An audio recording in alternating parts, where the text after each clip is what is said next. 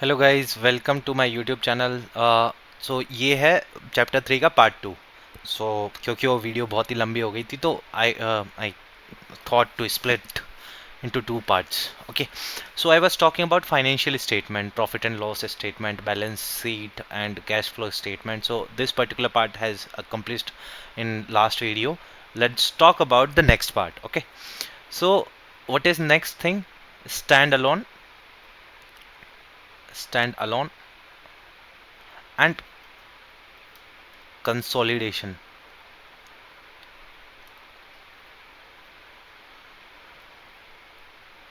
Financial statement.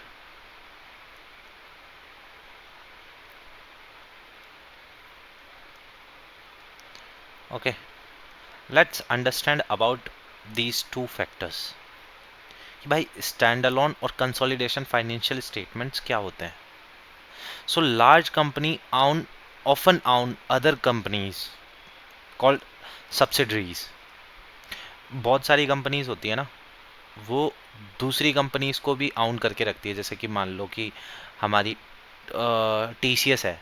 So T C S के under में है ना बहुत सारी कंपनीज आती है, छोटी छोटी कंपनीज आती हैं. ठीक है, तो और छोटी छोटी कंपनीज हैं. हम मान लेते हैं कंपनी ए हो गया, बी हो गया, सी हो गया. ठीक है, so because of this financial statements are shown in two form. एक एग्जांपल के साथ में बताता हूँ क्यों है ये इतना इम्पोर्टेंट. जैसे कि मान लो कि कंपनी ए है, टी सी एस ने खुद जो पैसा कमाया वो कमाया. जैसे मान लो इसने 100 करोड़ का लॉस किया, ठीक है, या 1000 करोड़ का लॉस कर दिया मान लो. लेकिन कंपनी ए जो इसकी पूरे शेयर्स इसके पास में 100% है, टीसीएस के पास में, इसने 800 करोड़ का प्रॉफिट किया. ठीक है, तो इसका ओवरऑल लॉस तो कम हो गया ना, 200% हो गया लॉस इसका. सो अब कैसे देखोगे आप इसको, इस स्टेटमेंट को कैसे समझोगे कि भाई कौन सा किसके अंदर आता है, स्टैंड अलोन क्या है और कंसोलिडेट क्या है. तो let's understand this particular part and then we'll come up later on this example. So stand alone financial statement, this show only the parent companies. मतलब जो टीसीएस का खुद का जो प्रॉफिट और लॉस है वो क्या है. इसके अंदर ये इसके जो चिल्ड्रन कंपनीज है उसका कुछ इन्वॉल्वमेंट नहीं होता. यहां पर स्टैंड अलोन, जैसे नाम से ही पता है ना, स्टैंड अलोन लिखा हुआ है. स्टैंड अलोन फाइनेंशियल स्टेटमेंट्स हैं इसके. इसका कोई लेना देना नहीं है अभी कंपनी ए से, बी से, सी से. ठीक है, वही कंसोलिडेटेड क्या हो गया, कंबाइन कर रहा है. पेरेंट और सब्सिडरी कंपनीज है, उन दोनों को कंबाइन कर रहा है, कंसोलिडेट कर रहा है उन दोनों को. ठीक है, so this gives the complete picture of entire business group कि भाई एंटायर टाटा ग्रुप का क्या प्रॉफिट एंड लॉस है. ठीक है, क्योंकि आप यूं समझ लो, मैंने टाटा टीसीएस नहीं, इसको मान लो कि टाटा ग्रुप्स मान लो. ठीक है, तो टीसीएस भी इसके अंडर में आती है, फिर बाद में दूसरी छोटी छोटी कंपनीज भी इसके अंडर में आती है. तो आप टाटा ग्रुप का ओवरऑल प्रॉफिट समझ रहे हो, वो क्या कंसोलिडेशन, और सिर्फ एक एक इंडिविजुअल इसकी जो सब्सिडरीज कंपनीज है उनके बारे में समझ रहे हो. ठीक है, तो वो उनका स्टैंड अलोन हो गया. और सिर्फ टाटा ग्रुप का समझ रहे हो तो इसका स्टैंड अलोन हो गया. और अगर तुम इन सब का समझ रहे हो, सारी चीजों का लेके आ रहे हो, तब वो हो गया consolidation part. Okay, so this gives the complete picture of entire business group. Most serious investors prefer consolidated statement because they show overall business reality. So I hope you got the point. I just made the example in front of you. So if you want I can give you one more example. कि भाई अगर मान लो कि TCS ने 700 करोड़ का profit किया. ठीक है, और टीजी ने स्टैंड अलोन प्रॉफिट किया, टाटा ग्रुप ने स्टैंड अलोन मान लो कि ये किया 1000 करोड़ का लॉस कर दिया. तो इनका क्या हो गया भाई, ओवरऑल इनका जो वो है, this means subsidiary profits reduce the total loss. Without consolidation investors would see only the 1000 crore loss.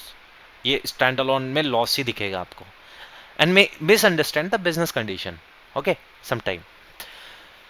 सो कुछ नोट्स है to accounts financial statements usually show summarize number detailed explanation are provided separately in notes to accounts. For example, if the balance sheet shows share capital 17 crore है, so note explain करेंगे कि number of shares कितने हैं, face value कितनी है, changes in share capital क्या है, ownership detail देंगे. सिमिलरली जो नोट्स एक्सप्लेन करेंगे कि भाई लोन्स कितने हैं, एक्सपेंस कितने हैं, इन्वेस्टमेंट कितना है, टैक्सेस कितने हैं, एम्प्लॉयज़ की कॉस्ट कितनी है. सो professional investor spend significant time reading notes because important hidden details are often found there. सो ये इंपॉर्टेंट है क्योंकि सम टाइम मेन जो फाइनेंशियल स्टेटमेंट है ना वो अपनों को बहुत अच्छा लग रहा होता है, बट जो हिडन रिस्क है ना वो उनके नोट्स रिवील कर रहे होते हैं कि भाई पेंडिंग लीगल केसेस कितने हैं उनके ऊपर, हैवी डेट ऑब्लिगेशंस कितने हैं उनके ऊपर, ठीक है, and then future payment liabilities कितनी है उनके ऊपर, अकाउंटिंग चेंजेस क्या हो रहे हैं. So why that is why experienced investor never ignore this particular part. तो भाई फाइनली क्या अंडरस्टैंडिंग हुई अपनी. तो जो एनुअल रिपोर्ट है is a much more than a financial document. It tells the company story of the story of sorry complete story of a company, business quality, management quality, financial health, future opportunity, and possible risk. Everything. So, good investors do not blindly trust stock prices or market rumors. They study annual reports carefully to understand the real business behind the stock. एक मैंने सिर्फ agriculture का example लेकर और IT का example लेकर आपको बताई चीज़ें यहाँ पर पिछले वीडियो में, लेकिन आप और दूसरा एग्जांपल ले सकते हो, जैसे कि भाई मेरा बैटरी के ऊपर या फिर मान लो कि इलेक्ट्रिक गाड़ियों के ऊपर लेना है मेरे को, ठीक है. अगर मेरे को ओला का समझना है तो मेरे को ये समझना है कि भाई ईयर ऑन ईयर इनकी सेल बढ़ रही है नहीं बढ़ रही है. सबसे पहले तो सेल देखो, फिर इनका प्रॉफिट देखो कि प्रॉफिट बढ़ा नहीं बढ़ा. मान लो कि सेल तो बढ़ गई, प्रॉफिट नहीं बढ़ा उतना, तो हो सकता है कि उन्होंने मार्जिन कम कर दिया हो, ठीक है. तो मार्जिन देखो, उनकी प्राइस देखो कि प्राइस क्या है, ठीक है. फिर ओवरऑल प्राइस देखकर जैसे कि एक एक्स अमाउंट है उसके अंदर डिवीजन देखो कि भाई कहाँ कैसे क्या क्या हो रहा है, किस जगह हो रहा है, कौन सी जगह उनकी बॉटल नेक है, क्या वो उसको उस वीकनेस को डिस्कस कर रहे हैं नहीं कर रहे, अपने बॉटल नेक को डिस्कस कर रहे हैं नहीं कर रहे, उनका चेयरमैन जो है उस चीज़ को डिस्कस कर रहा है नहीं कर रहा है, ठीक है. अगर वो नहीं कर रहा है तो कहीं ना कहीं गड़बड़ है. फिर बाद में भाई इन्वेस्टर्स के पास में कितने परसेंट शेयर है और कितने परसेंट कंपनी खुद ऑन करती है, किसके पास में कितना शेयर है, उनकी क्या क्रेडिबिलिटी है, क्या उनके मैनेजमेंट की क्रेडिबिलिटी है, बहुत सारी चीज़ें अपनों को समझना पड़ेगा.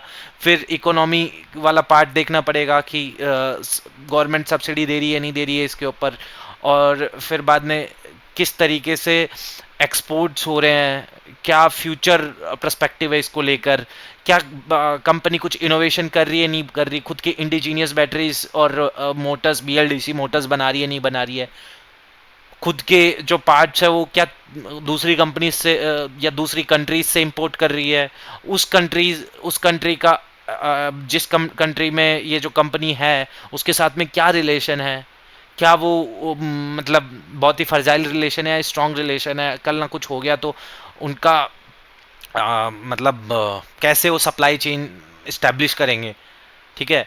फिर बाद में उनकी जो सेल है कौन कौन सी कंट्रीज में होती है, क्या कोई एक पर्टिकुलर कंट्री के ऊपर ही है या फिर अलग अलग कंट्रीज के अंदर है उनकी सेल.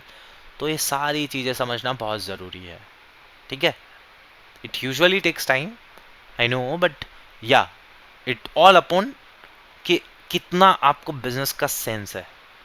ज़्यादा से ज़्यादा आप पुराने साल की रिपोर्ट पढ़ो यार, उनकी 10 साल पुरानी रिपोर्ट पढ़ो, फिर देखो कि यार उसने कैसे ग्रोथ की थी, ठीक है, क्या उस टाइम पे प्रॉब्लम्स थी इंट्रोड्यूस हुई थी और फिर कैसे ग्रोथ हुई उसकी. तो ये सारी चीज़ें देखो. कई बार जो सिर्फ शेयर प्राइजेस है ना वो हाइप की वजह से फ्लक्चुएट या वॉलीटिलिटी के शिकार हो सकते हैं, वो टेम्परेरी है यार. लॉन्ग टर्म अगर आपको इन्वेस्ट करना है तो आपको पढ़ना पड़ेगा, फिर कोई सट्टा नहीं होता है.